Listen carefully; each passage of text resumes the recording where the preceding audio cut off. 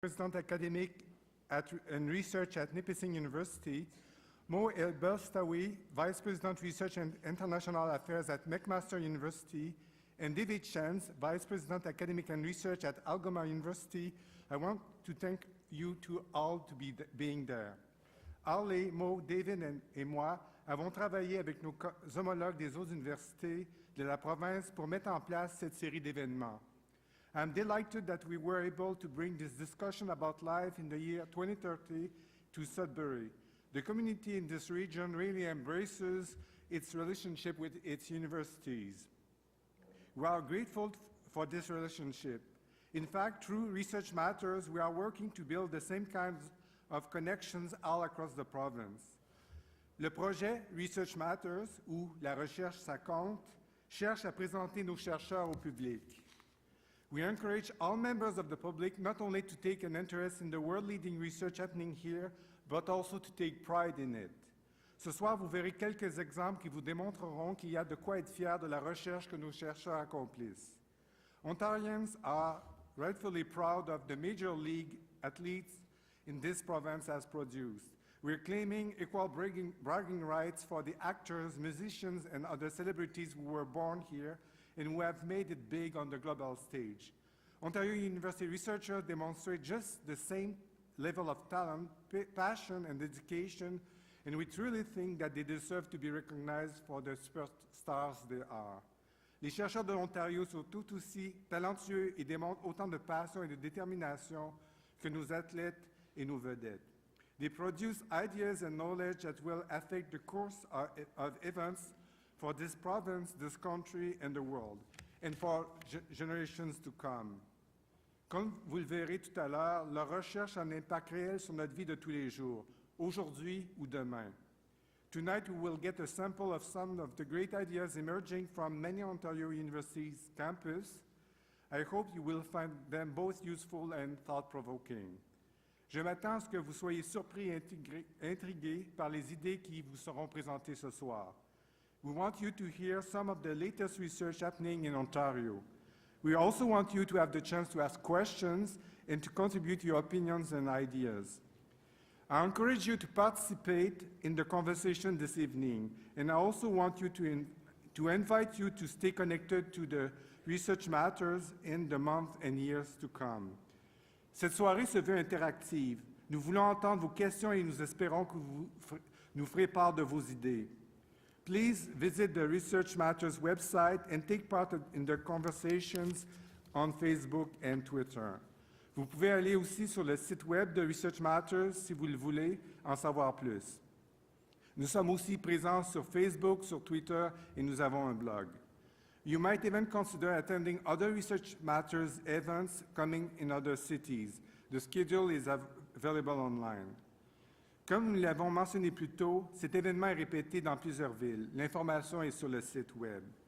I really want to thank you for coming in such great numbers, and je vous remercie d'être venus en si grand nombre. Merci.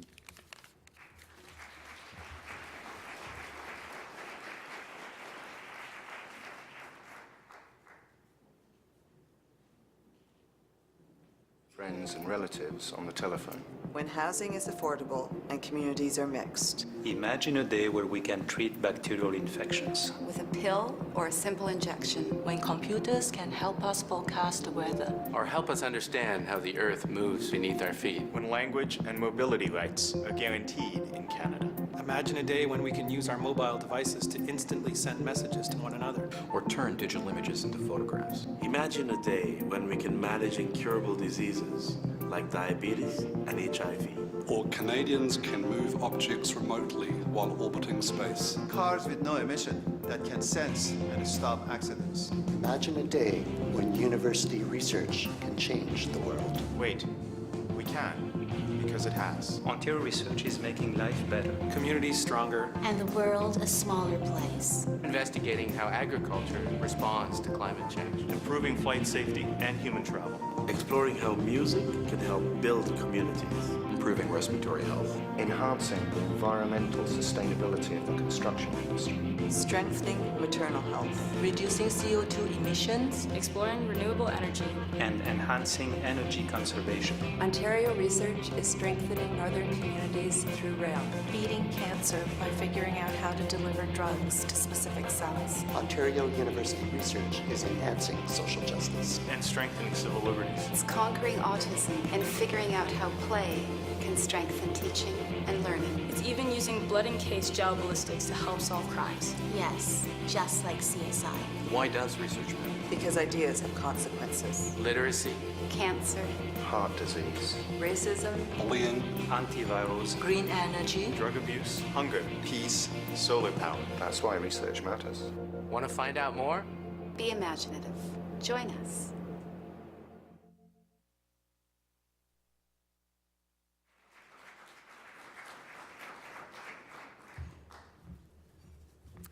Good evening and welcome. My name is Gail Broad, and I'm chair of Nordic Research Institute, which is a community-based research institute affiliated with Algoma University. And I'm here this evening. I'm actually very honored to be here because I'm replacing Dr. David Shantz, who's our Vice President of Academic and Research at Algoma University, who was unable to come this evening, and so he very kindly asked me to come in his place and asked me to express his regrets to all of you that he can't be here with you. So I feel very lucky to be here this evening. Just before we begin the main event this evening, I'm going to tell you a little bit more about Research Matters and what we're trying to achieve with it. So the question that's really posed to us is, why was Research Matters created? Why did we decide that we needed to do this initiative?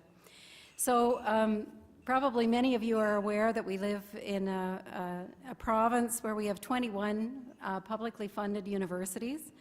And university research, as I think the video very clearly illustrates, shapes how all of us live, work, play, and how our children and our grandchildren are going to be doing the same, and how they're going to live, work, and play as well. We have a responsibility as academics, as researchers affiliated with universities, to let people across the province of Ontario know what's happening on your campuses, on the campuses that are close to you. And these events are a series of ambitious new projects which are designed to give you, the residents of Ontario, unprecedented access to university researchers to help connect you with the research that's being done, as well as with the people who are doing that research, so that you can learn about valuable ideas and stay informed about where the research is heading, and perhaps even shape some of those research questions that are being asked, as well as the direction of the research. I don't know of another example where so many universities have come together around an initiative like this that reaches out to the public to engage you in their research. And we certainly hope that tonight will be the beginning of a conversation that will continue long after you leave this room this evening. So for those of you who are present here in Valley Cavern, and I know that we have perhaps many others who are joining us through the live streaming and the broadcasting that we're doing tonight, when you sat down in your chairs, those of you who are here in this room, I hope that you noticed there's a ballot sitting on your chairs, and it's got a question on the back. It's the same question that the researchers who are here this evening are going to be answering for us. It asks you, what do you think that life will be like in the year 2030? We would really love to have your responses. And I'll tell you some of the same things that were told to the researchers. You're welcome to talk about what you hope life is going to be like, or what you worry or fear it might be like. Or if you want, you can just tell us what you expect it's going to be like in the year 2030. You're also free to make any suggestions, ask any questions, or contribute in any way that you feel comfortable to this conversation. We do really want to know what you think about the answer to this question. It's obviously a big question, and for those of us, I think, in Northern Ontario, it's perhaps particularly challenging as we see the North undergoing a major transition. You can fill in your ballots right now, or you can wait until you've heard the speakers this evening. We'll collect them at the end of the evening, and I believe that there's some boxes that are out on tables that if you do have to take off very quickly at the end and you want to drop your comments in the boxes, I think you'll find some boxes on the tables at the back. So please don't leave without leaving us your answers to those questions. Tonight you're going to be hearing from 4 researchers, each of them from a different field of study and each from a different northern university. Each researcher is going to speak for about 15 minutes about what they foresee life will be like in 2030, and I think they'll be connecting that to the research that they're doing. Then we're going to be inviting all 4 of the researchers up on stage, and they'll be able to take questions directly from you. We're planning on ending precisely at 9. We've all gotten our marching orders about being quick, on time, and so on. And so now I'd like to welcome our moderator this evening. I'm really delighted to be able to introduce someone that probably you, like I, have at my breakfast table every morning, and that's Marcus Schwabe from CBC Radio's Morning North. Marcus told me over an early supper that he's celebrating his 25th year with CBC this year. Quite an accomplishment. And his 17th year here in Sudbury and being part of our northern communities. His interests are very broad. His curiosity is great. He's concerned both about the issues and the ideas that shape our everyday lives. And he's also concerned about the big questions that face our society and that can change the course and the direction of where we're headed. In short, we think he's just the perfect person to engage in this conversation. And Marcus, I'm turning the evening over to you. Thanks so much.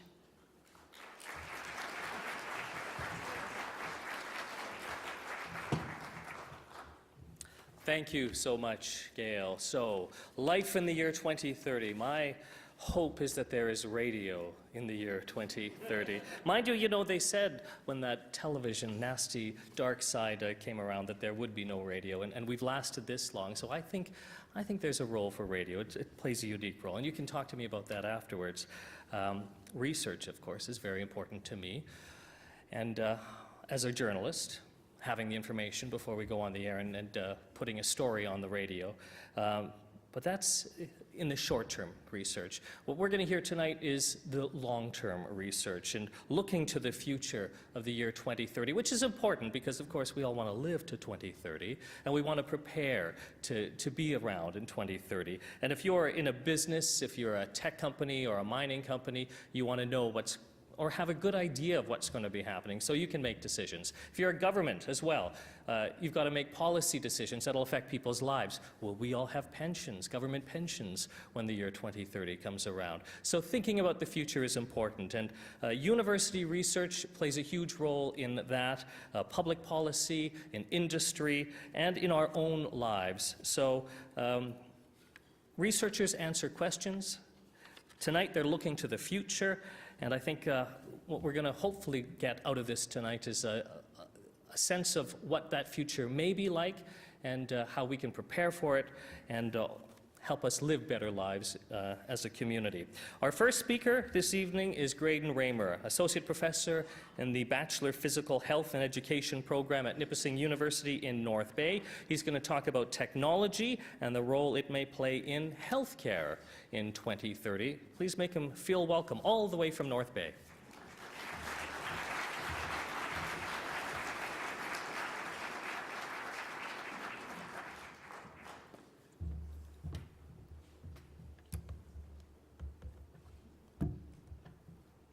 Technology, huh? Bear with me 1 second.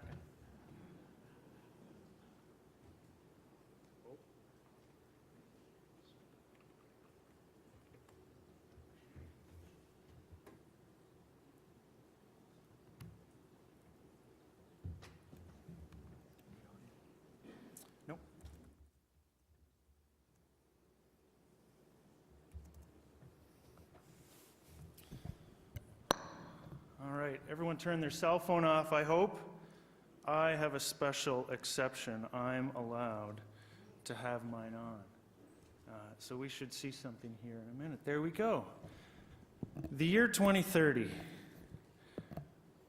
without giving too much away, no, I'm not an Apple employee, but this was a big task to think of what is the future going to be like for us in the year 2030. As I thought about this, watching my students who I see every day come in, turn on, tweet, tap, update. These things are everywhere. And so in the year 2030, there has to be an app for that. That was the start of my vision. And then I began to think, that is a long way off, the year 2030. And all I had to go on really was to think back when I was a young child about how I imagined the future. And I think there's probably a small part of that child still in me. And I don't know what your childhood was like, but I grew up watching reruns of various TV shows on TV, and in my mind, I think this is what the future looked like. Yeah, I mean, actually, this kind of looks like a Gap ad. The future is now, as they say, but one of the coolest guys I know had to have been Captain James T. Kirk. Him and MacGyver, that is. But what was really remarkable about Star Trek is not only how they always managed to live to fight another day and make it to a new galaxy, but how every new plot, every new adventure, there was new technology coming. And if you are a Star Trek fan, and I am clearly not among the level of, from what I read on the internet, there are some real Star Trek fans. The technology that Star Trek envisioned and imagined, you'd be surprised of what's actually come true. Of a TV show that was recorded starting in the 60s, there's been some amazing developments. For example, you remember this when Captain Kirk could be in some sort of alien trouble on a foreign planet, and he would pull out this little device out of his pocket, the communicator, and he would flip it up and phone home. He would phone the mothership, and I remember thinking, wow, the phone in our house, it was bolted to the wall. It took you about 20 seconds to dial a number. You would wait, and it would come back. And you could only talk to people down the road. We never made long-distance calls. Star Trek technology was amazing. And so as I put together this talk, I thought, you know what, if Star Trek is the vision of the future to be, what technology is there related to the research that I do? And if you're a fan, you may recall the good old tricorder. And there were several versions of the tricorder in use, but the coolest one in my mind was the medical tricorder. And this was this little device, and it kind of evolved over several generations of the Star Trek series. But this little device that Dr. McCoy would wave over some injured or stunned victim, and instantly it was woo, and it would tell you what was wrong with this person in an instant. Is he dead? Is he alive? Is he under some sort of alien trance? I don't know. And then the response from Captain Kirk at this point was, well, can you cure him? And of course, Bones would say, damn it, Jim, I'm a doctor, not a magician. Well, the tricorder of today, we're not that far off. This might be the next communicator. And the secret, I think, and this is where I'm going if I leave you with the message, the trick is to get that magic in the device. It's a timely issue. I don't know if you're subscribers to Maclean's magazines, any of you, but I saw this come on my mailbox this week and thought, oh, there goes the wind in my sail. The next medical revolution, and if you've read the story, and it talks about the tremendous power that our cell phones might have in the future, but that they currently have to perhaps be the next doctor. As you see by the sort of the byline, the smartphone will see you now. It's a great vision. It's the hope that You know, for that mother who lives in a community an hour north of Sudbury, that when their 3-year-old child comes down with a fever, is it a cold? Is it something worse? Is it meningitis? Could you pull out your smartphone and get an instant reading? Could you get a measure of his vitals? Is his heart rate okay? Is his breathing rate okay? What's his pulse oximetry, his oxygen content in his blood? My wife often asks me to bring gadgets home from the lab whenever our kids are safe, and I kind of joke as like, well, you could just go to the hospital. The tremendous potential, we think ahead to 2030, before I talk about my research a little bit more, imagine a device that allows people in the remote communities of Northern Ontario. You're going to hear in a minute about how we're perhaps losing rail service. We are becoming disconnected rather than interconnected, if the government might have its way. That could be a real health concern. It's also a concern for people who because of mobility access, can't get out as easily. And you could have instant access to know, am I sick? Am I healthy? Should I see a doctor? Should I be calling 911? All from the palm of your hand, so to speak. So it has the great potential to improve access. It has the other potential to reduce healthcare costs. You know, think of how many people go to emergency rooms and sit there and wait for something that turns out wasn't that serious. You want a real opinion, you could download an app for that. In developing countries, this could be huge. Cell phones are becoming ubiquitous all over the world. Medical technology, the mind of a doctor may be in the palm of your hand, could be very real. It literally will be a medical revolution. I don't have the time to talk about all the implications here. There's great unease from the medical community and the professionals about putting that sort of power in the hands of you and I. Right? The first computers that were developed years ago required teams of engineers to run. And now you know, an 8-year-old, my 3-year-old son works my iPad. The technology is everywhere. It's dangerous. It could overwhelm doctors, right? Are you going to have patients march in and say, look at this, I have atrial fibrillation. Here's the prescription I want. Write it now, please. Or maybe just email it to your doctor. Here, look at the past 30 days of 24-hour ECG data. See, it's in there somewhere. Now that's the future. There are devices that already exist, which I think are quite amazing and give us a glimpse of what's to come. This is the AliveCore ECG device. It's a little case that snaps on the back of your cell phone. You can't buy it unless you're a doctor. They have it is currently FDA regulated, but it snaps on, and with 2 simple electrodes, you can place it on your skin, on your forehead, and it gives you an instantaneous ECG reading. There's a great story about a doctor who had this device on his cell phone. He was on an airline flight. The gentleman beside him started to complain of chest pains. You know, sure, it's not just indigestion, you're nervous. Doctor pulled out his cell phone, placed it on his head, said, no, in fact, sir, you're having a heart attack. They turned the plane around, they landed it, and saved the man's life. Great potential to save your lives. But you know who else is really interested? The airlines.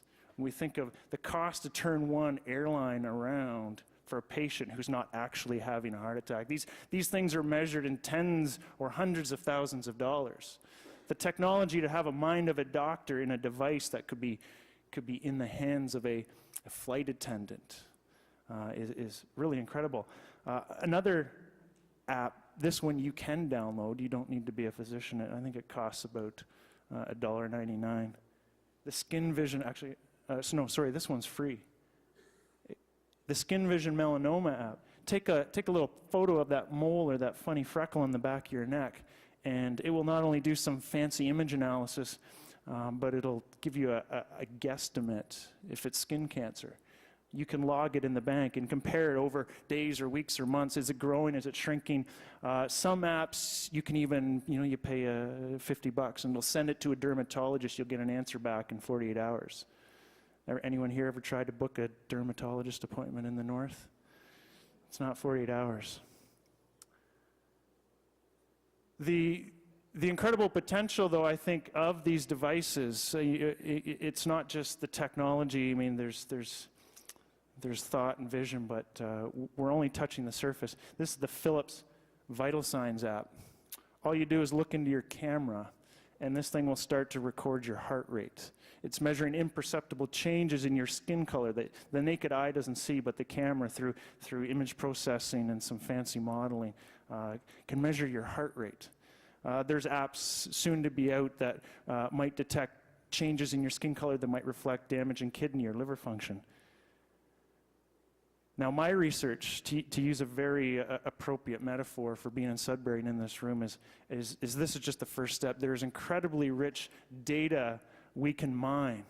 And if you're sitting here in this room right now and you want to check your heart rate and you place your fingers up to your neck and maybe if you're calm and relaxed after the drive here, I don't know what Sudbury traffic's like, maybe your heart rate is about 60 beats per minute. And this is a healthy person sitting comfortably in a resting chair for about 6 minutes, and the dark line in the middle represents their average heart rate over that time. It's about 63 beats per minute, which would look all pretty normal. If we were all to take our heart rate, we'd all be in that range. But that would be pretty useless information. I couldn't predict who's sick, who's healthy, who's stressed, who's happy, who's going to have the next heart attack. We have to dig deeper into that information. And so what you're looking at here, every little dot connected by a line is a heartbeat. And you start to see that over that 6 minutes, for example, from minute sort of 0 to 2, the heart rate's decreasing. And then from 2 to 4, it's increasing again. And then from 4 to 6, it's going back down. And this is not just random noise. There's actually a physiological mechanism at work here. And then further, if you were to look even closer, even within 10, 15-second windows, you see the heart rate's also going up and down very quickly. And this is no small amount, right? It's jumping, for example, around minute 4 to minute 5, you can see it jumping 10 to 20 beats per minute within 10, 15-second bouts. To give you a sense of what that means, this isn't my data, this is clinical data from a study that was published. Can you pick out the healthy person here? This is heart rate recorded over a 30-minute period. The person at the top with a very, very stable heart rate, around about 95 beats per minute, maybe a little high. And you can see some very small fluctuation. This person we would consider in a hospital situation the sickest of the sick. This is someone with congestive heart failure. And what's interesting there is there's almost no fluctuation. There's no variability. It's just dead stable. The person at the bottom is a condition called atrial fibrillation, where an average heart rate of 60 beats per minute, if you were to use this app or take your heart rate right now, this could be you. But there's very rich information in this signal. And atrial fibrillation is the most common heart arrhythmia, contributes to about 15% of strokes, but it's very difficult to detect. It's not always like this. You just kind of have to luck into it if you go to a doctor that he's going to detect it. So the potential for these devices to be monitoring 24/7 could save your life, literally. The line in the middle, this is your healthy person. And although it looks the noisiest and the wildest, it's not. This is a feature of a normal, healthy system. These fluctuations are, in fact, part of regulations going on to regulate your heart rate, your breathing, your body system, all intimately entwined. And any deviation from this variability, in fact, represents an ill system. I have one last slide because, again, I want to talk about my research. The last thing we have to recognize is that health is more than just the absence of disease. It isn't a snapshot of what you are sitting in this chair. People rarely have heart attacks sitting in a chair comfortably at rest. It does happen, but it happens more so when you're stressed, when you're physically exerting. The research I do is exercise-based research. This is somebody doing an incremental exercise test. Imagine you're walking up a hill that just keeps getting steeper and steeper and steeper. It sounds awful, and it is awful. You can see the person's heart rate's going from about 100 to 200 beats per minute. But when you look closer, you see some very distinct patterns. Some very high fluctuations early on and kind of an absence of fluctuations in the middle, and then it gets really interesting towards the end.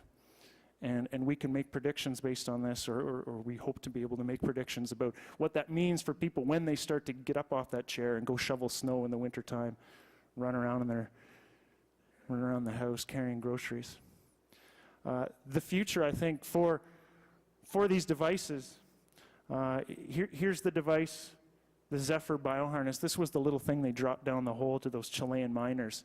It monitors heart rate, respiratory rate, skin temperature. It is your emergency room vital sign in a strap. And of course, there's an app for that. The technology will be there soon. The doctor will be able to check in, see, are you alive? How you doing? There's a lot more I wish I could talk about. I only have about 15 minutes, and I hope I didn't take more than that right now. But the year 2030 will be exciting. The technology is going. The big field is, of course, as I said, getting that magic, getting the mind of the doctor into the little device. That's where I hope I'll see us in the future. Thank you for your time.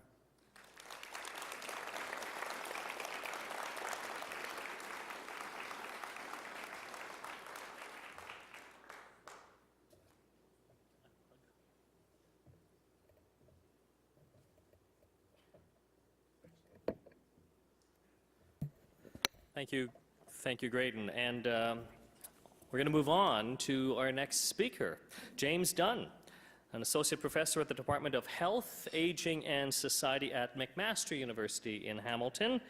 He has a look at what life will be in the year 2030, designing communities to improve your health.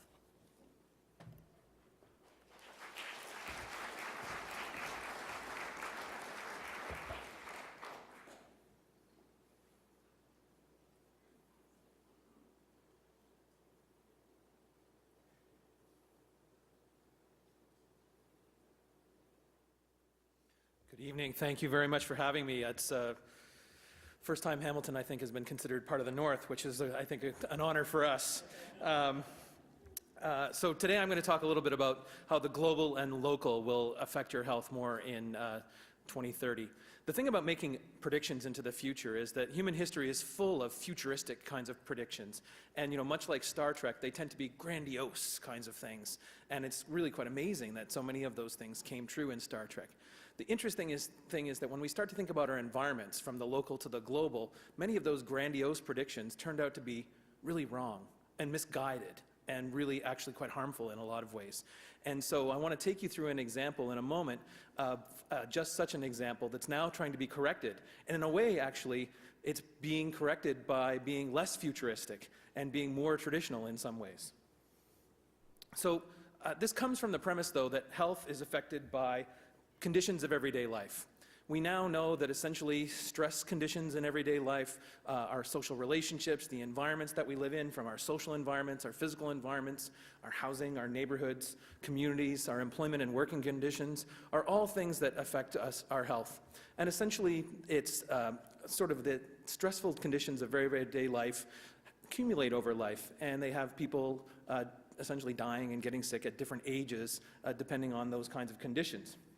And as I said, human history is full of attempts to try and marshal those everyday living conditions, change those kinds of environments in order to optimize human well-being. And certainly that's one of the things that was trying to be done in Star Trek.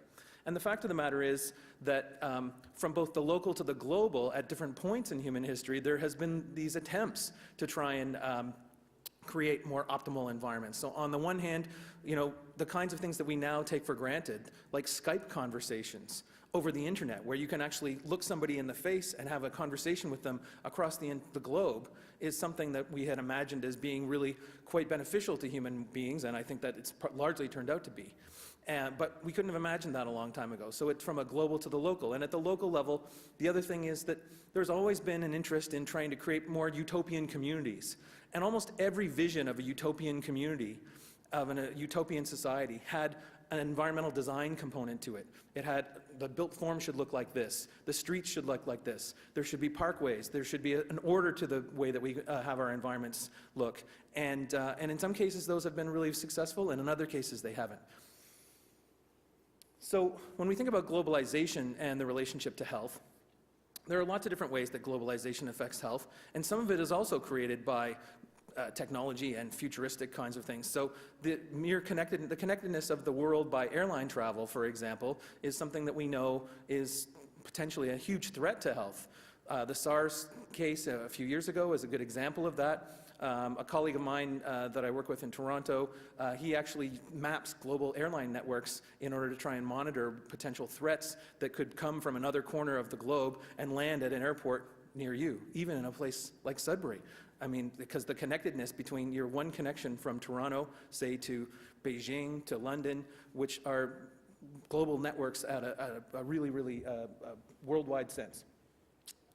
Food security and standards is another example, right? Things like bovine spongiform disease that might occur in one corner of the globe can easily spread to others and infect our food supply, and it can actually put, huge populations at risk. The interconnectedness of global financial markets, given the dependency that we have on the financial system, and we've seen this in the financial crisis from 2008 until, I guess, still till now. There's an incredible connectedness that one bad move, one risky trade, a poorly thought out policy, so forth, can actually have ripple effects over the entire globe. More positively, there are global networks that exist to help people provide support who have rare conditions or not so rare conditions, for example, and people have these kinds of social networks that span the entire globe and that people get a lot of satisfaction and fulfillment from. So, I mean, that's a very positive thing. And then we also know that information is more readily available across the globe because we can tap into information that may exist somewhere else that previously was very difficult to get. We don't depend on paper, for example, to distribute information like we once did. We can depend on telecommunications. Now, one of the things my home discipline is geography, and one of the things that people like to talk about in geography is actually globalization. And I'm going to talk about the local in a second, but bridging the global to the local, in fact, what really defines contemporary life is that the global and the local are intimately connected. So we have global financial crises, creating a foreclosure epidemic in the United States, destabilizing whole communities, right? And that's something that links the global to the local. We have the trauma of refugees from across the globe ending up in immigrant host communities, like in Toronto, for example, that actually has an immense impact on the nature of those communities, right? And it's not a thing that's created locally, it's actually created by a global kind of phenomenon. Innovations in single places are easily transmitted elsewhere. There's a community in Finland that has been incredibly successful at improving people's health behaviors and their health, and that's something that's been transmitted all around the world and now informs a lot of public health policies that we have available to us. And then social movements in one place can gain traction elsewhere, and the Idle No More movement of a few weeks ago is an example of that. But when we think about the local, local environments are now increasingly recognized as important health opportunity structures, as it's called. So essentially, we can't think about behavior, for example, people's propensity to exercise, without thinking about whether the environment facilitates them exercising or whether it prevents them from doing so. I was just talking with somebody, and we were talking about going out after this event, and they said, well, there's a place to go and have a drink 4 minutes from our hotel, but there's no sidewalk to get you there. And that's that's a really incredible example of the ways in which the environments might actually constrain. So it's great to go and say to people, hey, you should exercise more and you should do all these great things, but if the environment actually prevents it, then that's going to be really problematic, and that's a new approach that's really been adopted. So at the neighborhood level, no sidewalks, no routine physical activity, no healthy food stores, poorer diet. If there's graffiti and disorder, then we have poor social cohesion, more crime, and more insecurity, essentially, that can also compromise our health. So there's lots of different ways that these local opportunity structures are thought to be influencing our health, and this creates an opportunity for us to try and tweak those structures in order to create better health. At the household level, there's research now that shows that children who live in crowded circumstances, if they report that they have a place where they can go to be alone within the home, not necessarily their own room, just a place where they can go to be alone, then they have fewer attention deficits and behavioral problems than children who live in crowded circumstances but don't have that kind of a place to go to be alone. And it's about being able to regulate social interaction. And children who are able to regulate that social interaction, have some private time, but also, if they want it, and have some interaction with others if they want it, are much better, much healthier, essentially. So I want to talk to you about a specific example where we've seen history go back and forth. And it's a community in Toronto known as Regent Park. Who here's heard of Regent Park before today? Absolutely. One of Canada's most infamous neighborhoods. And what's it known for? You probably all know it as a place where there's poverty, there's crime, there's drug activity, there's all kinds of social problems. And absolutely, those things are true. to a point, but they've also been quite sensationalized in a lot of ways. It's actually an incredibly strong community with great traditions, people who've lived there for long periods of time, who have immense pride in their community as well. And one of the things that Regent Park, that people have been talking about, is just how bad the built environment is for people's well-being. And there's been talk for the past 30 years about revitalizing Regent Park, tearing down the buildings that exist and building something new. And that's been in the process of happening since 2005, and that's what I study.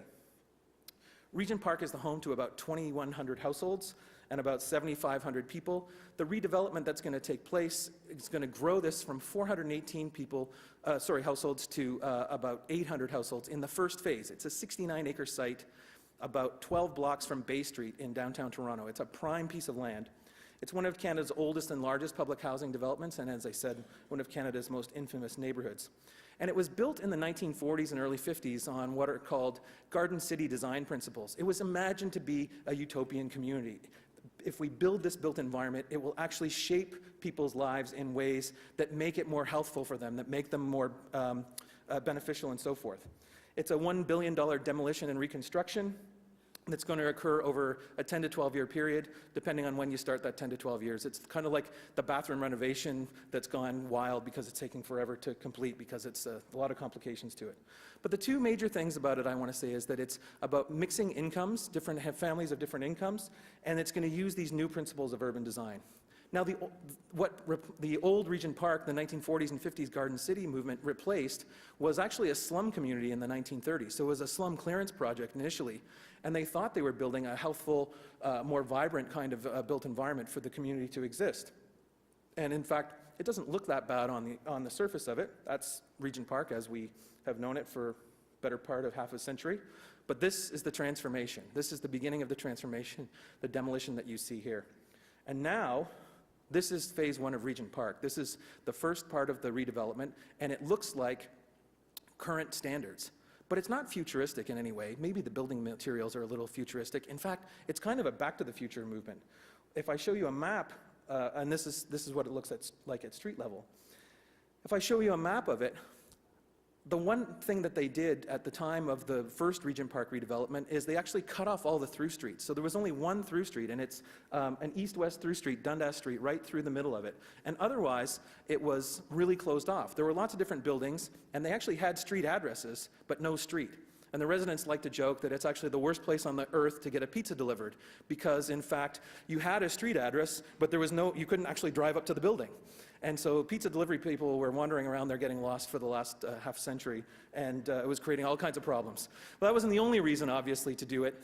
It created a very insular community. The built form itself, the building materials and the design and so forth, made it look distinct from other places, and it was actually quite stigmatizing. So there's a whole host of reasons why it had to be torn down and rebuilt. And basically, the rebuilding project has been not about creating this utopia. It's actually about creating an environment that looks like and functions like every other part of the city, and taking tried and true principles rather than these kind of genius utopian visions and trying to implement those. So the key features include reintroducing the through streets, putting in an indoor pool in a central park that's going to attract people from a wider range of areas in order to integrate the community into the broader area. This is the pool that was opened in 2012, a year late, but like I said, it's the bathroom renovation gone wild times 100. So the kind of research that we do is we ask, when people undergo a change from the old housing to the new housing, does it improve their mental health? And that's the main focus, and a number of determinants of health that we're interested in. So we looked, if you look at the first row here, at 60 people that were affected by the redevelopment, and we followed them until a year after they got new housing. And what we found was that people were more satisfied with their home in a whole host of areas: repairs and maintenance, cleanliness, safety and security of their home, indoor air quality. They got brand new houses. Of course they did. It was a huge improvement. We also found that people were more satisfied with their neighborhood, especially around police protection and personal safety. This is one of Canada's most dangerous neighborhoods, or reputed to be one of Canada's most dangerous neighborhoods, and we see huge increases in people's perceptions of their own personal safety. At time one, when we first talked to people, they said that 68% of them said that they felt somewhat or very safe in their neighborhood, and by time two, it was 97%. 97% of people in Regent Park saying they feel somewhat or very safe in their neighborhood. It went up from 35 to 76%, the number of people who said that they felt like they were felt safe walking alone after dark in a community like Regent Park. And then the perceptions of the influence of gang and drug activity went way down as well. And this despite the fact that there was no change in the number of people who reported that they'd been a victim of crime. So lots of people, the same number of people reported they'd been a victim of crime, but the perceptions went way down. And I think that's part of the design. And in addition to that, we found a small but statistically improvement in people's anxiety symptoms, which is a really good measure of people's overall well-being. And indeed, it does seem to have been something to the design. And ultimately, this change created almost no negative changes. So this transformation of the community had a number of different positive effects in a number of different areas, and we could find almost nothing. And we looked really hard to find things that actually changed negatively. And what do we mean about, so what do we take from all this? Well, we can design local environments for health. There is an art to the possible. And in fact, nearly every utopian project has tried to do this. But in a way, less is more than has been in the past. A lot of these previous attempts have been too ambitious or based on these really kind of crazy, untested assumptions. And we really actually what we need to do is try and emulate the successful attributes of naturally occurring communities. We've got lots of very successful naturally occurring communities in all of our cities around the province. And in fact, what we need to do in newer communities when we want to revitalize them is actually trying to emulate the best principles of those things.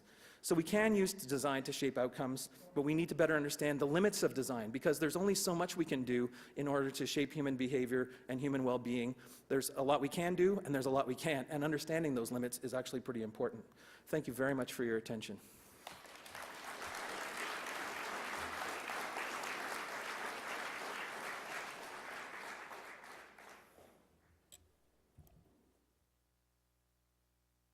Thank you, James. And a reminder, there will be a question period after all four speakers have spoken, so if you want to keep those questions in your back pocket in the corner of your mind. Linda Savory-Gordon is our next speaker, and she's a professor at Algoma University in Sault Ste. Marie and a researcher with the Nordic Institute. That stands for the Northern Ontario Research, Development, Ideas and Knowledge.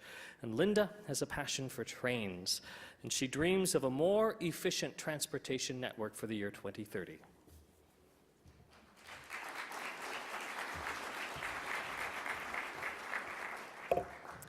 Thank you very much, Marcus.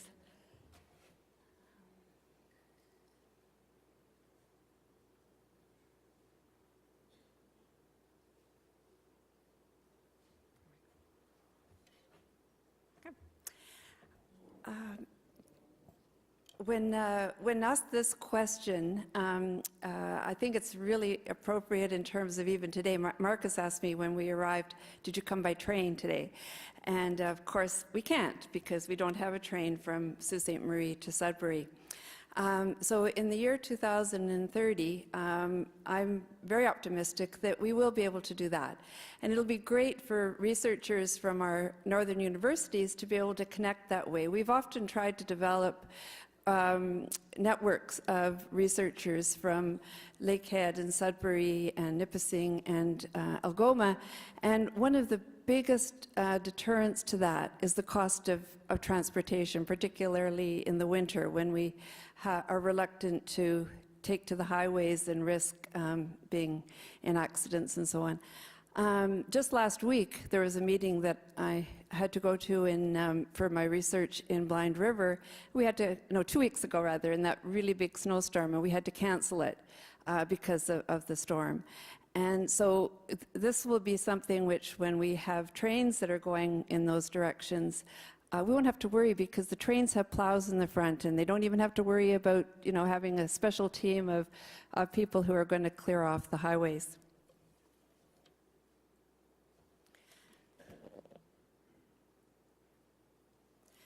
So just to give you a background to the research that I've been doing since 2006 and why we've been very concerned about this issue. In 1962, we had a really good network of rail in Northern Ontario. You can see from this map that some of the, can you see that all right? That screen, because it seems sort of dark from here. You'll see that there's connections between all of our major centres in northeastern Ontario. And this is our situation now. We have the most dysfunctional, I compare it to a block of Swiss cheese because it's just full of holes. And we have a little, a very small rail line between Sault Ste. Marie and Hearst, and then we have one between Cochrane and Moosonee. And neither of those lines connects well with the Trans-Canada lines. So the Canadian, the CN and CP lines don't work for us at all.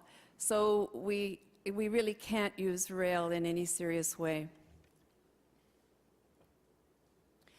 My research is community-based, and so I'm working with an organization called the Coalition for Algoma Passenger Trains, which is an organization of stakeholders who are really concerned about reviving rail in northeastern Ontario. So we have businesses and municipalities, First Nations, there's students, all kinds of people with disabilities who are really concerned about this issue. And their goal is to both preserve where it exists and to enhance and restore passenger service where it doesn't. So this is our vision, is that we'll be able to use the new technology, which Bombardier, for example, is building amazingly fast trains that are used in Europe and in Asia. With that kind of equipment on our existing infrastructure, and by the way, we're not even calling for building new infrastructure, we're talking about using the same rail beds that have been there since the late 1800s. That technology that exists could have us in Toronto more quickly than if we drove, and about comparable to flying when you consider the amount of time that you spend in airports and all that kind of thing. So this is the, those red lines are where we see essential restoring of lines. That Ontario Northland line from Cochrane to Toronto, the Northlander, it was just tragically ended in September. And then our line from Sault Ste. Marie to Sudbury ended in the 1970s.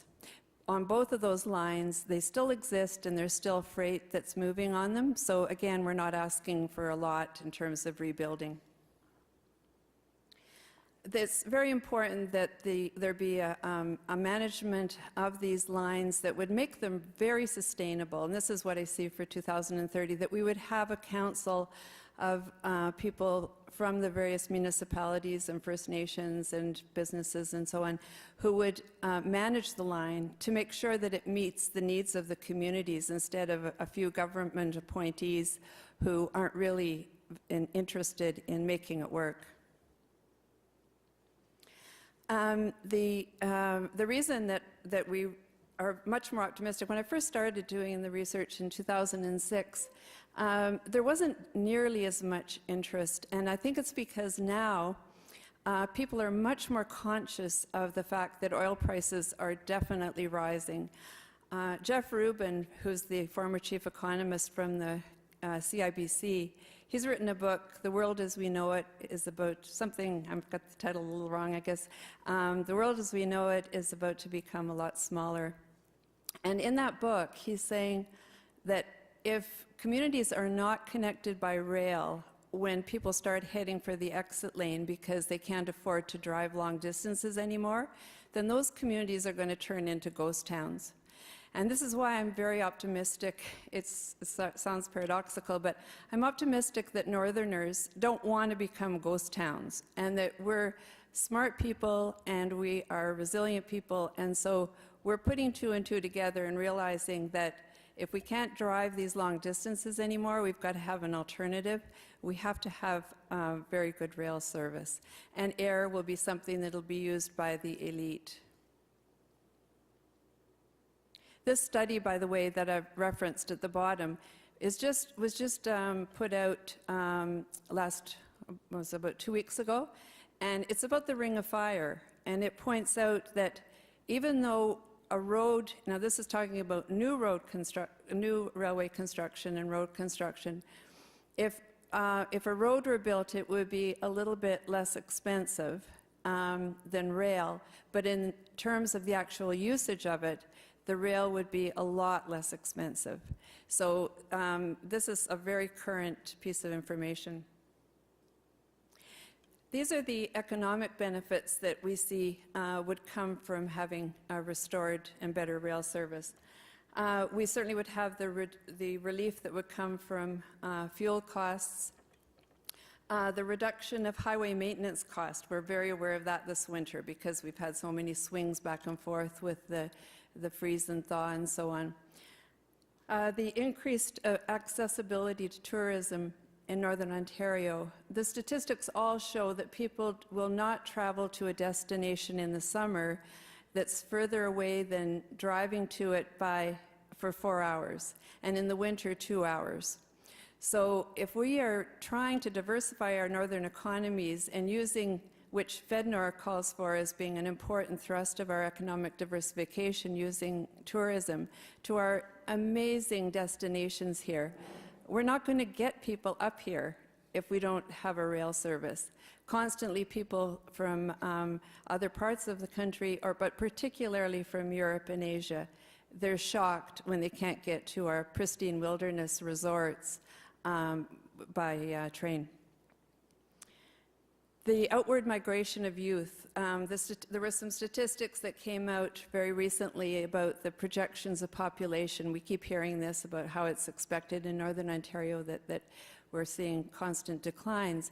And in order to keep our populations high, we have to stop the outward youth migration, and we have to stop the outward elder migration. There's so many people who are of my generation who have children and grandchildren in other parts of the province or the country, and they are thinking about moving away, and a lot of them have moved away. And if they had a transportation system that could get them easily to visit their families, they wouldn't necessarily have to move away. They could just go and visit. And of course, the new technology would bring a lot of new jobs of this new equipment. Recently, there was information about the difficulty in recruiting transport drivers. Working on a train system can be a much more pleasant job with higher salaries and better conditions and in many ways much safer and healthier. And then, of course, the economic diversification that this would bring. This is just an interesting statistic about the amount of tonnage that can be hauled by rail as compared with trucks. So it's economically much more useful. The environmental benefits are very well known. It certainly is leaves a reduction of carbon emissions. There's a much less of a footprint in terms of reducing land that's used by highway expansion. Because again, we're talking about using tracks that are already there and not having to build a lot of new ones, except for maybe the Ring of Fire. And less disturbance and less toxic spills. So there's 10, this is an estimate from Transport Canada's statistics, that there are 10 times less carbon emissions by rail as compared with road and air. I love this Indigenous saying that the railway travels lightly on the land. Social benefits include things like the aging population having more difficulty with driving, students being able to get to post-secondary institutions. We're recruiting from Southern Ontario and have had students say, oh, I don't want to go all the way to a place like Algoma if there's no rail connection there. Connecting communities so that we're able to work together and do regional development as northern communities. Safe and reliable all-season transportation. Accessing health appointments at regional health centers. And visiting relatives. And certainly the lower costs which come from accidents on the road. So what we really need to do is turn the messaging around. We're hearing all the time this sort of blind mantra that we can't afford, because of our geographic vastness and lack of population density, to have rail here. But it's really the other way around, because the maintenance of rail lines is so much less expensive than highways. This little photograph of pothole reminds us that highways have to be redone below the frost line. It has to be totally dug up approximately every 10 years. This is why we see a constant construction going on and reconstruction. Whereas the rail lines that we have since the late 1800s and early 1900s are the same lines, and they require a lot less jigging. It's just, you put it in a new tie here and some more ballast and some more spikes, but they don't have to dig up the whole rail bed. And so this is something that we really can't afford more highway expansion, and we can't afford not to have more rail. In northeastern Ontario, this is what's been actually invested in rail. 2 years ago, rather, there was an upgrade to the Huron Central Line between Sudbury and Sault Ste. Marie. And that was a one-time only expenditure by the Ontario government of $15 million. And that same year, it was $650 million on roads. And that's every year. So there was that one-time expenditure, which we won't see again for a long time. And then we have this comparator. So the issues are that the governments are not regulating and treating rail as infrastructure the way they treat highways. Private companies are not interested in passenger rail. They're just interested in freight because that's what makes all the profit. Rail, therefore, really needs to be public, but our current policies do not treat it that way. It's all been pretty well privatized. There's been no consultation with communities and stakeholders about what would make rail much more viable. A disregard for the economic multiplier. Passenger trains are not allowed to realize their full potential because of that lack of consultation, and there's no connectivity between the routes. So privatization and deregulation, which occurred basically in the early 1900s, is a real detriment to this.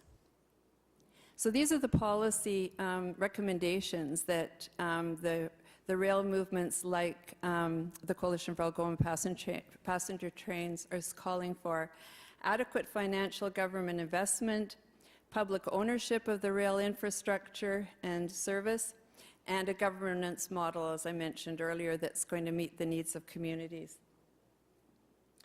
In the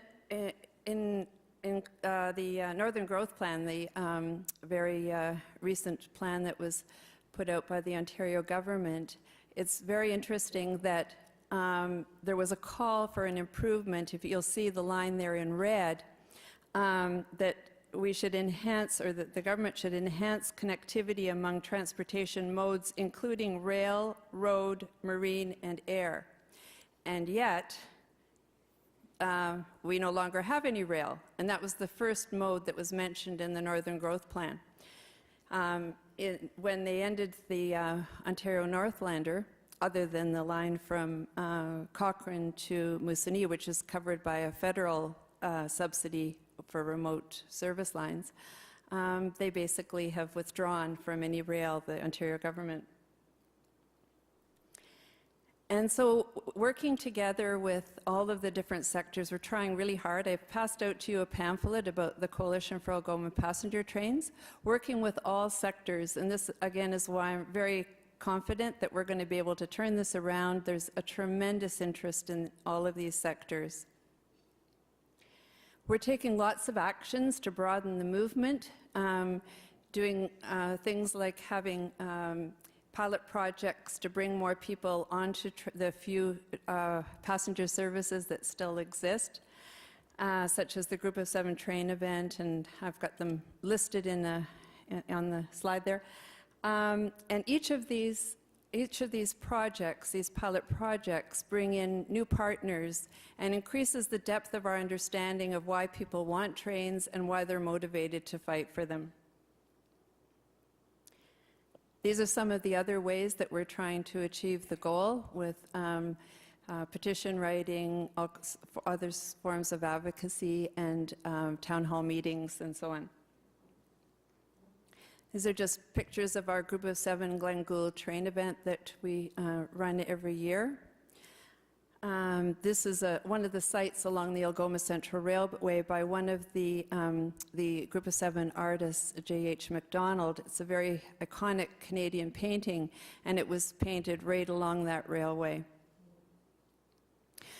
The First Nations are very important to this movement, and we have on the board of CAPT the Chief Isidore Day of Serpent River First Nation, and they've actually built a new railway spur from the Huron Central line between the Sioux and Sudbury to a quarry on their property, on their land, and they're providing the ballast for the upgrades of that line. This is the spur that they've just built. So these are just some pictures of some of the meetings that we've had, and now I want to play for you a little clip of a film that as part of the research, we have gone to other parts of Canada that are also working on these issues to give a voice to people from across the country who are doing the same kind of thing. And the DVD is called Derailed, and I have some with me if anybody would like to buy one tonight. It's made with an independent filmmaker, Dan Neisted, in Sault Ste. Marie. So I'm going to try and find it on my screen here.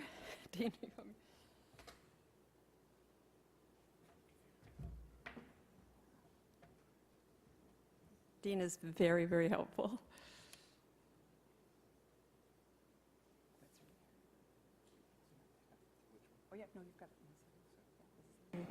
Imagine a day that you can speak to your friends and relatives on the telephone.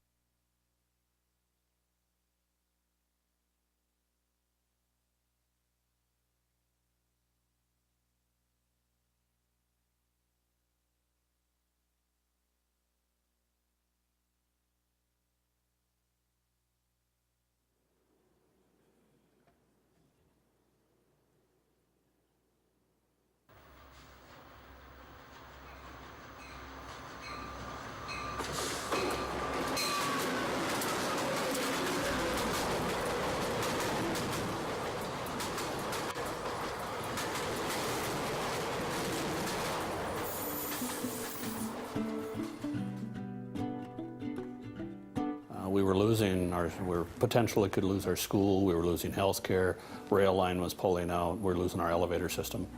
And it was very detrimental to the community. And so it was our community put a stake in the sand and said, we're not going to opt into decline, we're going to maintain what we have. So our goal overall of everybody was to maintain everything that was here and make some decisions, because we felt that it was our need to make the decision whether stuff was going to leave or stay. Not somebody in an office somewhere. It was our decision. It's about Ogama. I said, no, it's not about Ogama. It's about every small town in Canada. I'm a filmmaker from Northern Ontario, Canada. And in 2010, I set out to explore the Canadian railway system and to try and understand why it was being thrown away. Of course, every school kid, maybe they don't teach history anymore. I don't know what the world's coming to. But every school kid used to know, and maybe they still do know, that the railway built Canada. It's crazy, right? It's a crazy amount of national vision. And it happened, and now I've grown up in a major metropolitan center that was created by rail.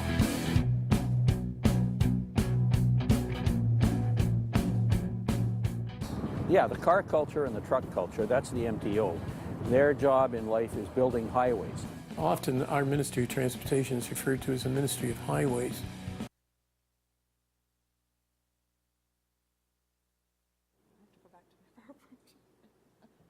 This is my closing slide. Thank you so much for being patient while we...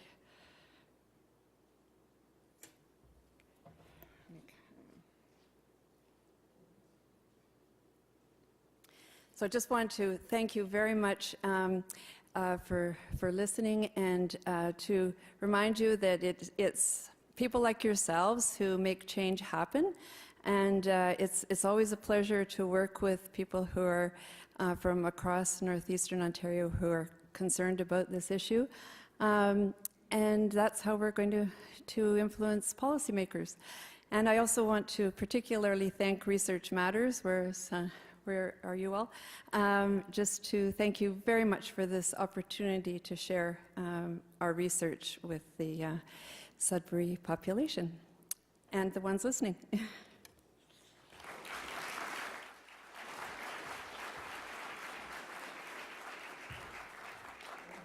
Thank you, Linda. We've got one more researcher, and that is from right here in Sudbury, Dean Miller, professor at the School of Engineering at Laurentian University.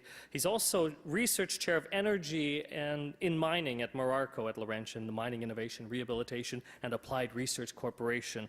And in 2030, Dean sees a fusion of the renewable resource industry into the business of mining.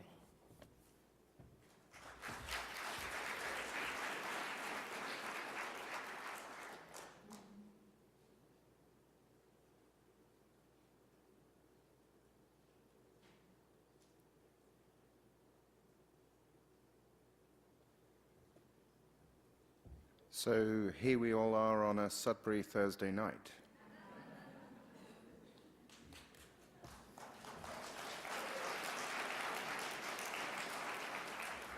I'm Dean Miller from Laurentian University, and my passion is energy in mining. And I'm going to stick to the brief that the Research Matters team asked me to look at in preparing this talk.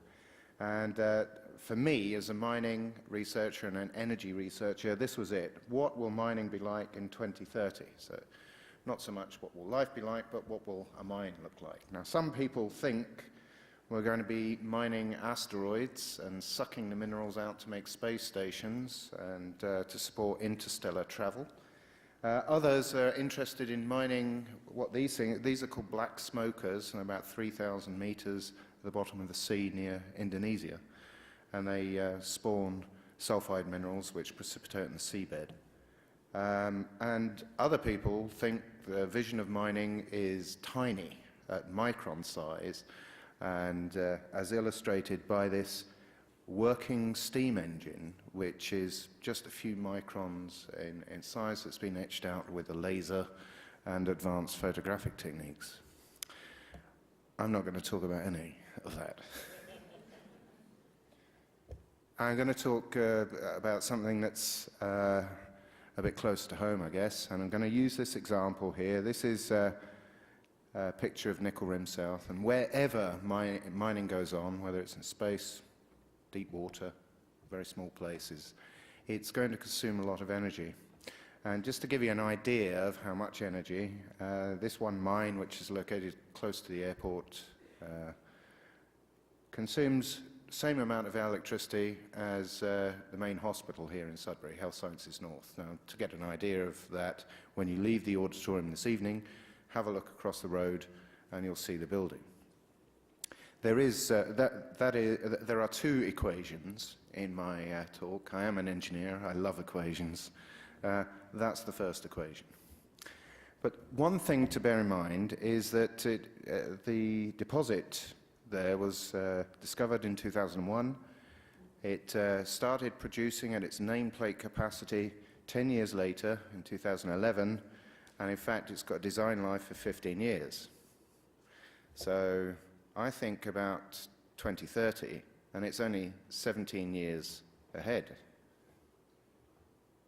Which means to me, I'm thinking about designing a mine today that's going to be in operation in 2030.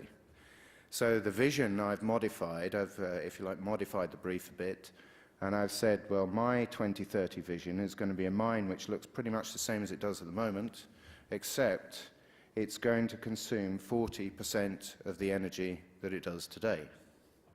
So the remaining part of my talk really is explaining how that is actually really quite a credible thing to think. And that's what our research is about.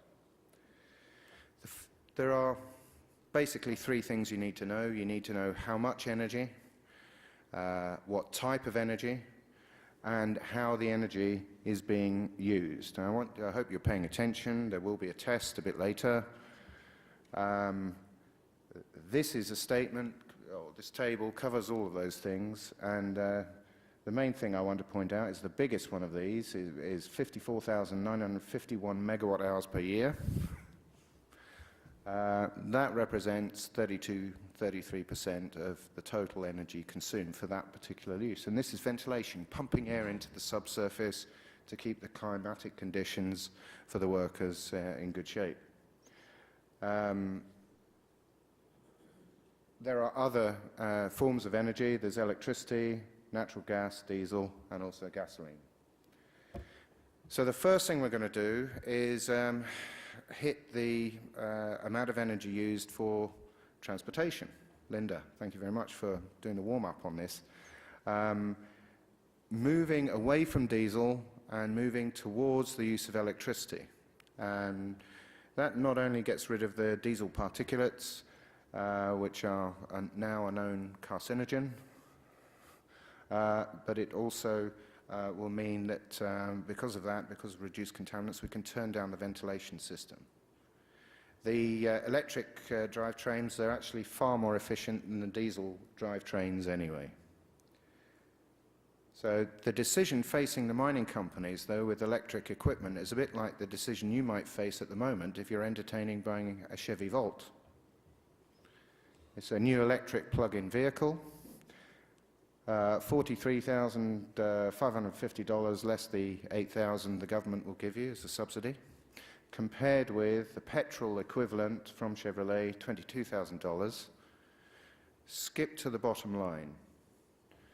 This vehicle will use about $700 worth of energy in 1 year, but will cost you a total of $50,042 over 8 years to run each year. Whereas over here, this one will consume $2,106 of energy per year, but because of the lower capital cost, it's going to actually cost over an 8-year period a bit less money per year. That's a decision faced by the mining companies, which is why we don't see widespread adoption of electric technologies yet. So materials need to get cheaper. The research is in making the equipment cheaper. But the effect has another benefit for the mine operator, even taking that slightly higher cost into account. You can turn down the ventilation. You remember that 56,000? We've cut it in half. And also, we've reduced this fuel energy consumption to substantially as well, with the result that we're already down to 71% of what we had before. One measure, switch to electric. I've collected a new hero since coming to Northern Ontario, and it's this fella. His name is Charles Havelock Taylor, and in my view, he is an unsung genius. He invented this installation, and this machine. It's called a hydraulic air compressor, and it's a form of using hydropower in streams. What happens is that water goes down this shaft, it goes along this gallery, and it goes up the other side and back and joins the stream. But as it goes down this shaft, it draws in air bubbles. The air bubbles get compressed. And as a result, by the time the air is at the bottom, we have compressed air that, in this case, in cobalt, was used to service the needs of the silver mines. 29 silver mines were serviced with one installation. Renewable energy producing compressed air directly. Fantastic. We're working on reviving this concept for modern-day mining practice. That compressed air unit, coupled with the latest generation of crushing and grinding equipment and installing those in the subsurface, could allow us to airlift the ore to the surface rather than use large electric motors to wind the stuff up in skips. So again, we could use renewable energy to lift the ore to surface, which is significant because after we turned down the ventilation, the hoist load electric demand was the highest left. But we've managed to shift that, as well as the compressed air, into the renewable energy column. So it's not energy that the mine operator would have to buy. Down to 50% now, 2 measures with 50%. So not so far away from here is Crichton Mine, and in the summertime, Crichton pulls the ventilating air through a large pile of rock, which I've tried to visualize here. The colors are a bit washed out from where I'm looking at it, but I hope you can see it well. And what happens is that the hot summer air gives up its heat, and the heat is stored in the broken rocks as the ventilation air passes and goes down into the mine.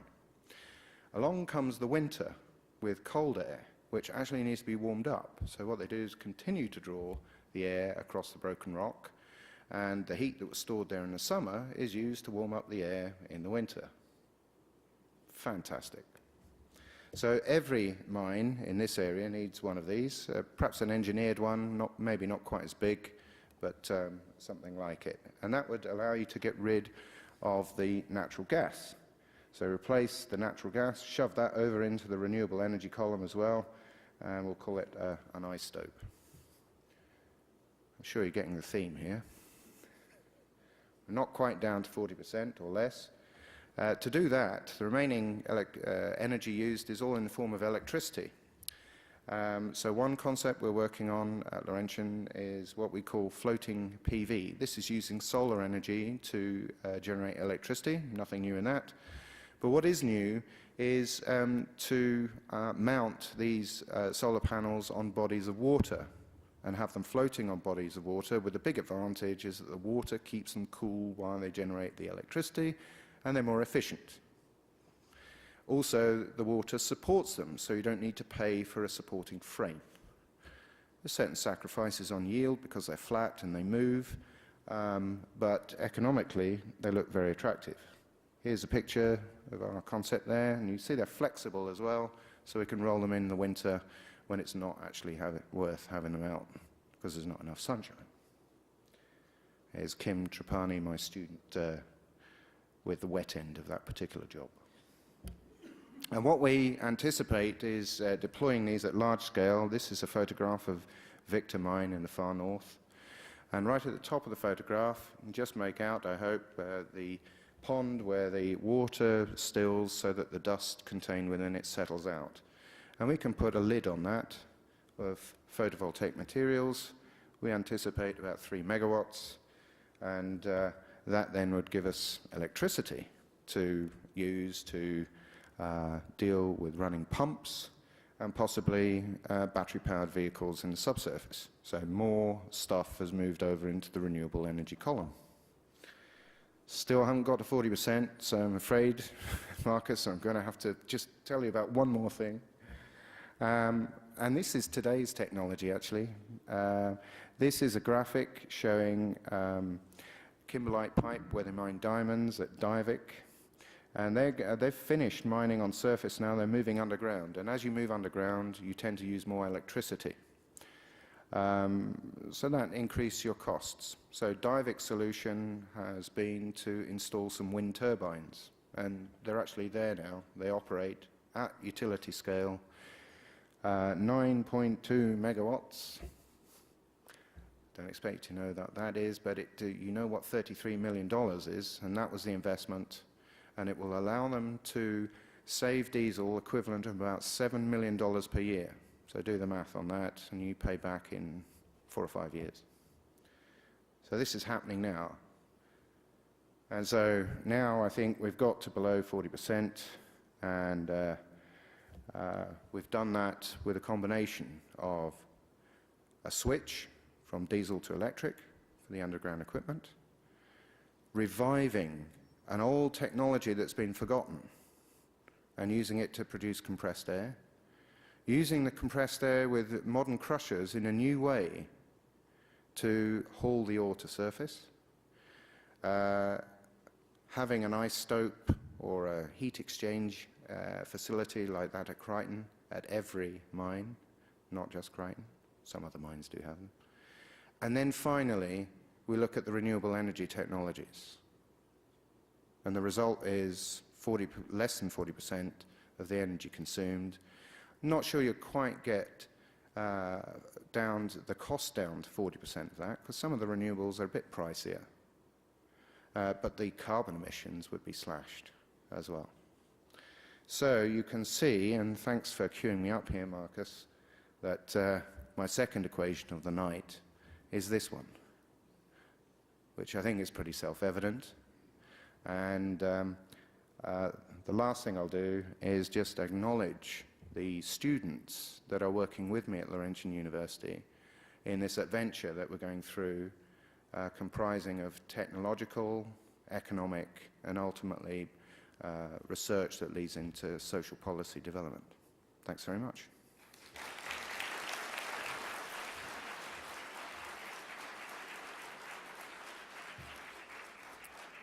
And a huge thank you to all our speakers, who I'm going to now invite to the stage to answer your questions for the next 20 minutes or so.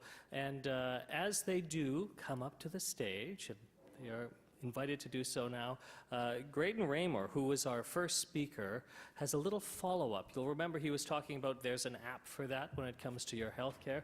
Well, Graydon's got something special.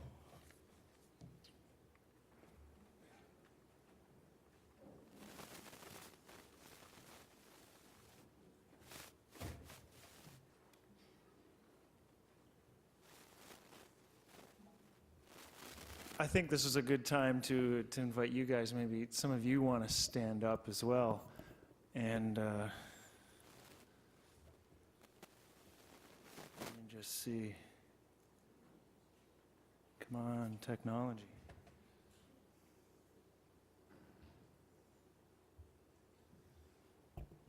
This looks like a Mac, but it's running Windows, so who knows here.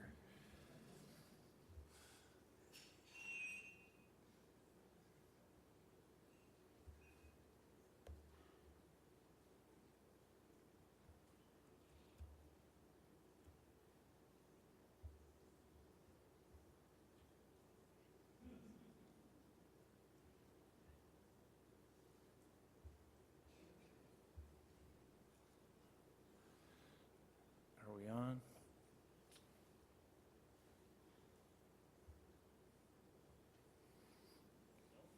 Maybe we'll abort. I'll tell you, if you could see what I could see. Imagine this, right? I think this is a good thing. I really do mean, I think we should all stand up, because you deserve it after sitting through this for the past hour and a little bit.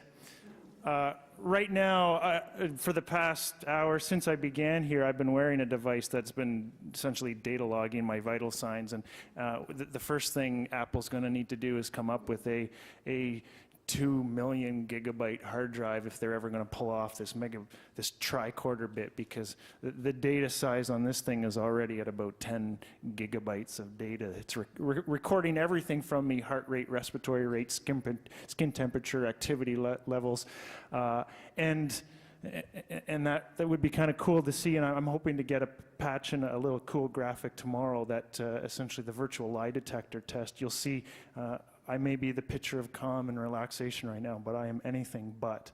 And you'll not only see that, but you'll also see, maybe was I telling the truth, the virtual lie detector. But the cool thing I wanted to show you is that you can all enhance your health right now if you just start taking some deep breaths. And so take some slow, deep breaths in through your nose, kind of, and then hold it and pause it for a second, then out through your mouth and kind of take a pause, and then another one in through the nose, and then hold it now. out through the mouth. And this is, I mean, if you've ever done yoga or any sort of meditation, this is nothing new to you. But what we see is an amazing, your heart rate, all that random variability that you see actually starts to synchronize your heart rate with your breathing, with your neural patterns by doing something as simple as slow, deep breathing. So the fact that it feels good, it's not just in your head, it's reality. So maybe I'll get something cool up on the website tomorrow. Do you want to try for it while we answer questions? Sure, I can work on this.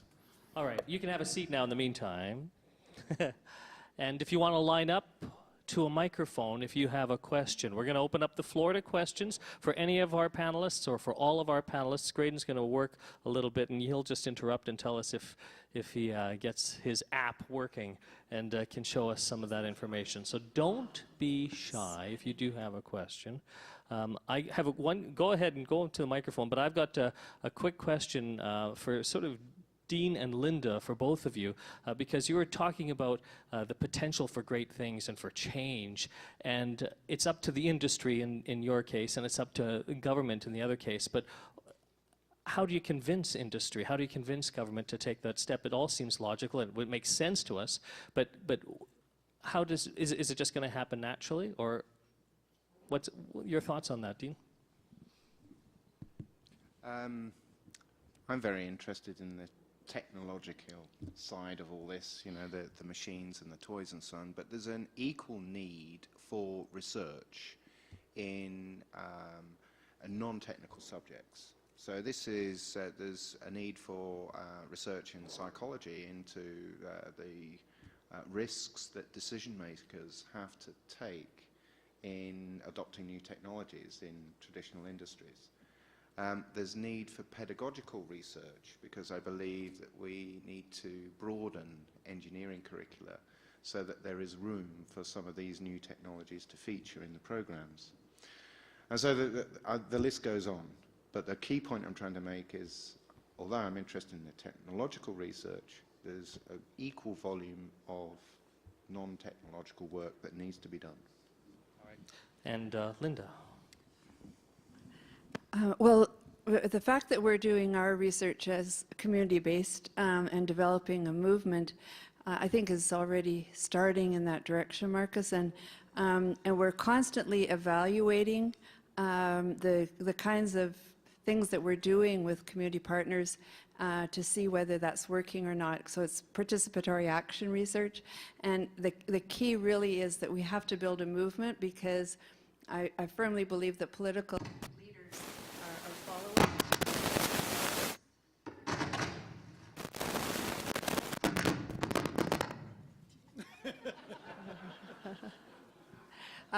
Followers and not leaders.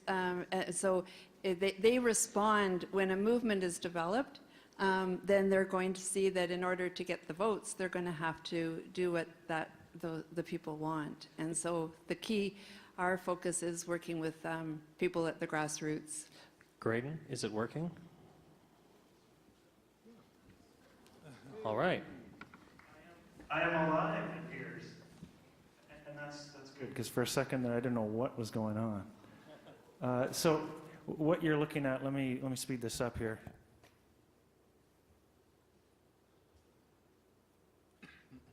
And actually, if you look down in my sort of bottom, just below that button that says stop, let me move the mouse. I'm currently at about 30 gigabytes of data just in the last hour or two, so we've already surpassed most people's cell phone capacity. So these are real issues that need to be recorded and solved. So when I speed this up here, up at the very top, the red line moving by, that's my ECG, that's my heart rhythm. And we can look, and hopefully, if I were to have a heart attack, as I almost did a minute ago, you would see something there. And fortunately not. The blue line right below it is my breathing rate. And if I take a deep breath in, the line goes down. It's moving very quickly, so let me just slow it down.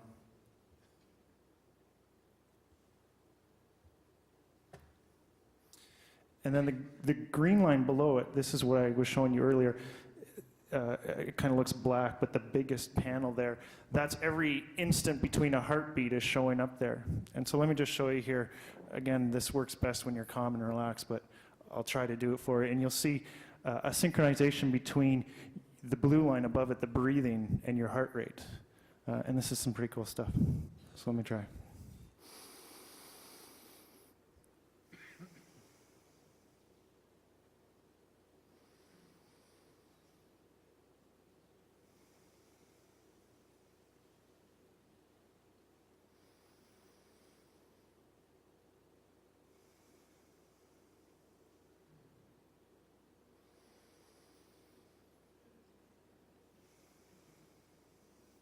So you see that the two lines start to converge on each other, and the scale can be stretched. But this is two separate systems starting to entrain with each other, and that's a remarkable thing. But this happens normally in health, and it's visibly absent in disease. So one thing your phone might detect in the future. Thanks so much. Round of applause for the magic. The future. 2030. Collapse or something, so. We'll just be watching the screen, not you. So just a reminder for anyone who does have a question, feel free to stand up, get behind a microphone, ask a question. And so as many people can ask questions, we ask that you keep them brief. And same thing to our researchers, keep your answers as brief as possible as well. So go ahead, question from the floor. Yeah, Marcus, I'd like to respond to your question, how do you bring about these things to happen? And I think one of the first things we need to do is stop subsidizing fossil fuels and a carbon tax and actually reduce income taxes, both corporate and personal, but that's political. And, now, my question was to Dean. I'm a geologist, and I've been in a lot of mines, and one of the things that often struck me is the amount of energy just to keep the shaft house and a lot of the shop floors and that warm enough to live to stand around in while you wait for the cage. And you did not mention use of geothermal energy, and when I see so much heat coming out of ventilation raises, I'm just wondering why not some sort of heat exchanger for the purposes of heating shop floors, shaft houses, and possibly office buildings, you know, using heat exchangers to try and utilize that, whether or not there's much to be gained in that. Yeah, I thought about geothermal, and I ruled it out. It doesn't harness enough heat at a low enough cost with simple enough infrastructure in order to compete with the other options which I did opt for. So there are other technologies that are out there that for the particular case study that I was looking at didn't work. But part of our research at Laurentian is actually to consider all of the different technologies and all of the different types of energy, including many more that didn't appear in this example, and to find the optimal combination of old technologies and new technologies that work complementarily in order to meet the demand offered by these large users. Yeah, I was totally amazed by that compressed air thing. All right. And we've got another question behind you, so we go ahead and ask your question. This is for Linda. I've always understood that one of the issues with having passenger rail and freight on the same line is that freight is uses the line so heavily that passenger then ends up being delayed, and takes 12 hours to get to Toronto instead of 4 hours of driving. Is it practical to try to promote passenger travel and do it on the same lines as the freight lines? Yeah, that's a very good question. That was part of the deregulation in the early 1900s, was that they now there's no passenger train that can be classified as Class A, and they're all Class B, so, or, it's only, the other way around, that freight is the only ones that can be Class A. So they have precedence at all times now. And that's why when you took the O&R down to Toronto, and so you might be sidelined waiting for a freight train to go by. In some circumstances, I think they could be on the same line, but sometimes you could build two tracks on the same right-of-way.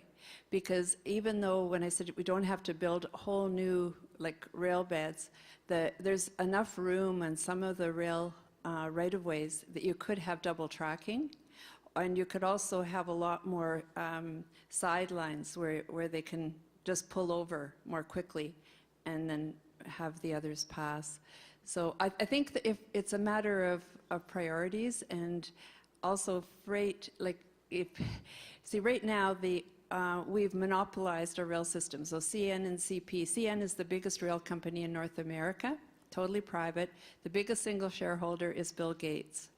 And they're making billions on freight. And they're not the least bit interested in passenger. So if that was, if there was a government voice in there and saying, whoa, like that shipment doesn't have to be there exactly, 5 minutes on time or whatever. Like, there's ways that if we had our priorities different, that we could organize both. At the same time,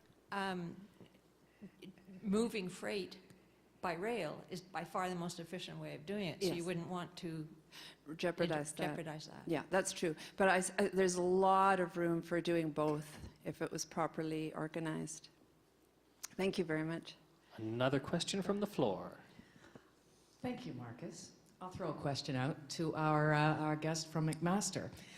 I'm really interested in what you were saying about neighborhoods and housing as social determinants of health. Can't help wondering what you're thinking of the spate of news stories lately about the casino developments that are being proposed. There's a monstrous thing being proposed for the Toronto waterfront by MGM Grand. And then, of course, our northern communities are also dealing with the same thing. And I'm sure that's one of the things that you might have touched on in your research. Some thoughts? Yeah, I haven't looked at it directly. I guess from a strict public health perspective, one of the big problems with organized gambling like that is that the profits depend so heavily on people who are highly addicted to gambling. And so I've seen different estimates, but essentially it's between 30 and 40% of overall profits are dependent upon people who have gambling addiction. So even if you put in some public health measures to try and reduce that, in a way, there's going to be limits on the degree to which the government and the private operators allow you to put those restrictions on. On the other hand, in terms of thinking about what it's going to do for communities, environments, and so forth, it seems to me the devil's probably in the details in a lot of ways. So we're having the same conversation in Hamilton, actually. So Hamilton's been asked if it would be a host for an OLG private casino as well. And there's already a casino, actually, a racino, as they call it, which is a track with slots on the northwest side of the city in Flamborough. So on the one hand, I think what everybody fears, and I don't know how it works out, again, the devil's in the details, what everybody fears is that we're going to get a kind of really cheap-looking thing that sticks out and is different from everything else in the community and really brings a kind of cheap feel to the community, if you like, and it's like a really bad bingo hall or something like that. And we have one of those actually already in Hamilton, a really bad bingo hall. So I think that's the one concern. And then the other concern, of course, is that a large operator like that is going to essentially drive all kinds of small businesses out of business. So it's going to drive out all the local restaurants and the small kind of startup local restaurants and that sort of thing with this big corporate style stuff. And then also entertainment facilities. Hamilton, and I know Hamilton quite a bit better than the Toronto situation. Hamilton has had a real renaissance in its north end through arts-based galleries and other kinds of entertainment. We have a very successful art crawl the second Friday of every month, where basically all the galleries stay open late and the bars and restaurants are open, and there's people on the street and so forth. So I think any development should be sort of measured on its ability to make the streets more lively. And one of the things, and that's I think one of the things that the Regent Park development does, is it kind of gets that Jane Jacobs idea of eyeballs on eyeballs, that safe streets are actually, there's a kind of middle zone. Too few people on the street makes for really unsafe streets, and too many people on the street makes for unsafe streets, but somewhere right in the middle is kind of the sweet spot, and that's what we seem to have achieved with the renaissance of the James Street North area where the art crawl occurs. And what people really fear is that the casino could come in and just wipe all those kinds of developments out.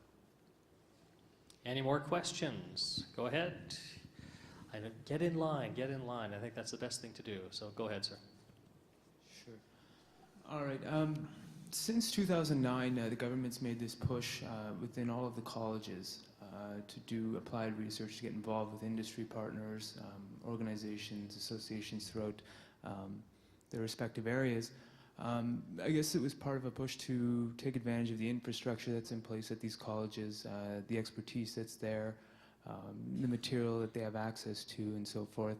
I'm wondering if this fits into any of the plans that you guys have in place with your respective research programs, or even maybe in the future, or maybe how you see it fit leading into 2013, or 2030, sorry. Go ahead. Anybody want to take the question? Go ahead, Dean. So if I understand correctly, the question was how industry and the universities and colleges can work together to do research. Is that right? Yeah. Well, I can just say that in my own case, I won't speak for the others, I'll let them say in a minute, but for me, without, my research is very applied, so without, in many ways, the guidance of industry in intimate interactions in research, sometimes it can go off in a direction which isn't really relevant. And so I embrace the opportunity to work with industry, and is in many ways why I'm here in Sudbury, working on energy and mining. So I think it's a good thing. Certainly, and how do you see colleges fit within the equation? Because there has been a push for the past few years. I mean, they've basically funded applied research managers and directors within each of these institutions throughout Ontario to get involved into the mix. Take advantage of their resources, basically. I think there are complementary facilities available which anyone would be a fool not to make use of if, you know, to bring them into high utilization. Anybody else on the panel want to address that? Linda, you do? Yes, at Nordic Research Institute at Algoma University, we have relationships with some programs that Gail, our director, knows with, for example, Sioux College and other colleges who are working on comparable pieces of research. We think it's very important to work together. All right, we've only got time for one or two more questions. We do have one at the back for sure. Well, Marcus, I don't see a crystal ball up there, but let me ask the real question that's going to affect us here all in the north. We've seen a plunder of northern resources, northern people, northern taxes being sent to southern Ontario to build highways, to make decisions. Our decisions are being made too far away from us. In 2030, will we see a northern Ontario province? Anyone want to take that one on? Graydon, how long have you been at Nipissing now? You're from the south. Yeah, well, you should come check out Nipissing, right? We are twice the size we were when I started 5.5 years ago. So, I mean, will there be a northern province? I think our best is yet to come. Anybody else want to address that? Can't top that. That's not their area of expertise. One more question, one more question from the floor. I'm not sure I should say this in light of the previous question, but I'm Paula Peroni. I'm the PC candidate for Sudbury. I tell you that because, first of all, I wanted to thank all four of you presenters for such terrific presentations this evening. We live in good and exciting times, clearly. My question is to you, Linda. I was delighted to see that there are other people out there who are of the same mind as my own. I think that we have missed the boat when it comes to rail for many, many years. So my question to you is, even though I understand it's a grassroots and community, I guess, adventure for now, have you presented any of your thoughts or your findings or your policies recommendations to any of the standing parties right now? Oh, absolutely. It's right from our inception that was the case. So we're constantly communicating with and the anybody. Response has been? It's been variable, but yeah, it's sometimes we've had very good collaboration with certain party, and others have been not very useful. But that doesn't matter. We just keep on communicating the findings and the expression of interest by the communities. Fantastic. I'm delighted. Thank you. Okay, we've got one more person standing, so this will be the final question. Go ahead, sir. I couldn't help but respond to Dean Miller. You're doing study on ragged chute. Yes, that's right. At one time, I owned ragged chute. I have all the statistics that you might be looking for. You are going down the right path because you're dealing with hydrology of a river, which can be predictable. You will have hydrology for 50 years on any body of water that you might be exploring. Cobalt was the site for ragged chute. It was very successful. The ragged chute produced compressed air to operate about 30 mining sites with air lines. They had a 20-inch air line which was reduced for the various uses along the way to an 8-inch line, to a 12-inch line, to a 6-inch line. And they had altogether 110 miles of pipeline for air. And it operated at the very last station on that line at 125 psi. And so you're studying the right things. And I would be happy to give you some very particulars on this research, if you will. This was first started in 1903, is the way we have it registered, by a Charles Taylor. He built 7 sites like this throughout the world. Some here, some in Michigan, one in Quebec, one in Australia, some in Italy, and highly successful. And I think what we're going to do is we're going to hold it there, and we're going to invite you and anyone else who wants to speak to our panelists afterwards, just because we have to wrap up for time. We're just approaching 9 o'clock. Thank you very much. And just to wrap things up, I'd like to invite Murat Tunkali, who is the Assistant Vice President of Research and Graduate Studies at Nipissing University, to make a few closing remarks. It's been my pleasure to be your moderator this evening. Thank you very much.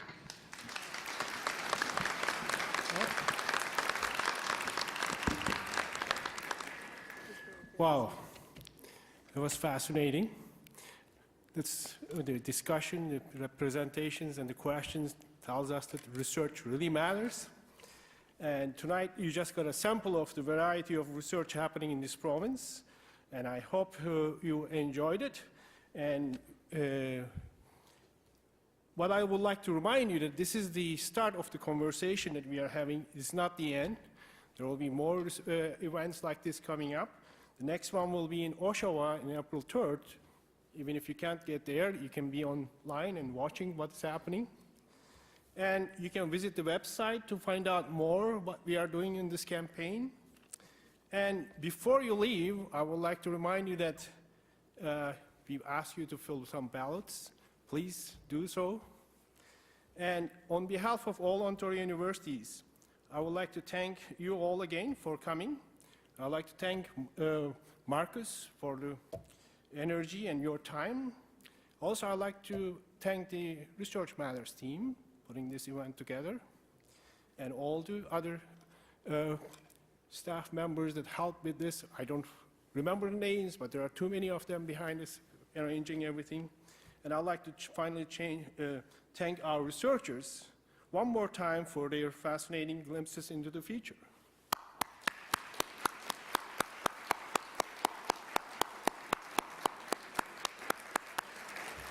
And thank you, and good night.